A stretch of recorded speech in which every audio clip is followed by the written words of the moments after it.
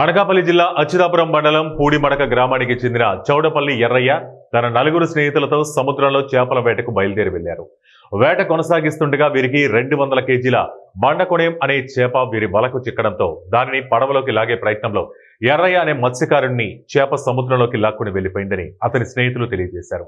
సముద్రంలో ఎంత ప్రయత్నించినా తన స్నేహితుడి ఆచూకీ దొరకలేదని అతని స్నేహితులు చెబుతూ కన్నీటి పర్యంతమయ్యారు.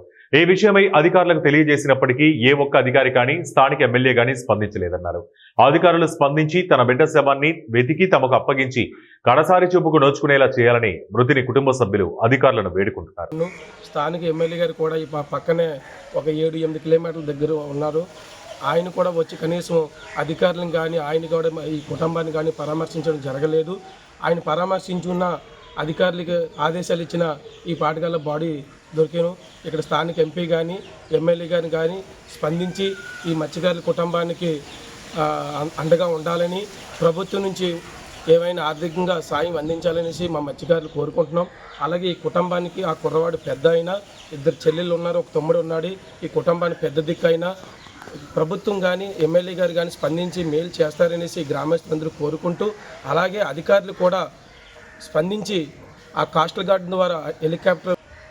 మేము బుధవారం నైట్ 2 గంటలకి వేటకు వెళ్ళాం సార్. 4 పర్సన్స్, ఒకటి నేను, 2 చోడిపిల్లి కొర్రయ్య, 3 మిస్ అయిన అబ్బాయి చోడిపిల్లి ఎర్రయ్య, 4 గనగల అప్పలరాజు అనే వ్యక్తులు 4 వేటకు వెళ్ళాం సార్. మేము తిరిగి వచ్చే సమయంలో 9:30 సమయంలో మా గేలానికి అమ్ముకోవడం అనే చేప చిక్కింది సార్. దాన్ని తీసుకొచ్చుకొని ఇంకా సపరేట్ గేలం వేసే సమయంలో వేశాడు సార్.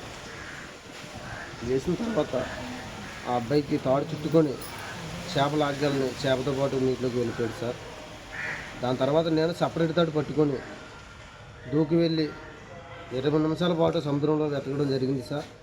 ఆయన నా చేతికి చెప్పలేదు సార్. నాకు పడే కొమ్ముకొని ఉన్న చేప దాదాపు 200 కేజీలు పైగా ఏటుంటుంది సార్. అది ఆయన నా ప్రాణమిత్రుడు సార్, చోడిపిల్లి ఎర్రయ్య. ఆయన గతంలో ఆయన పవన్ కళ్యాణ్ బౌన్సర్గా కూడా పనిచేశాడు సార్.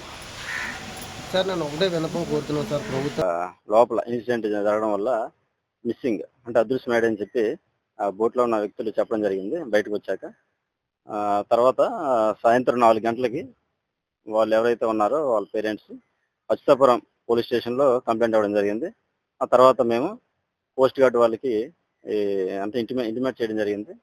ఆ తర్వాత కోస్ట్ గార్డ్ వాళ్ళు జేఓసి అంటే జాయింట్ ఆపరేషన్ కమాండ్ నిమిత్తం ఒక హెలికాప్టర్ నెక్స్ట్ షిప్స్తో కూడా లోపల సెర్చింగ్ జరుగుతుంది. ఆల్రెడీ ప్రజెంట్ అయితే ఎటువంటి ఆచూకీ మాకు లభ్యం కాలేదు, ఎటువంటి బాడీ కూడా ట్రేస్ అవుట్ కాలేదు.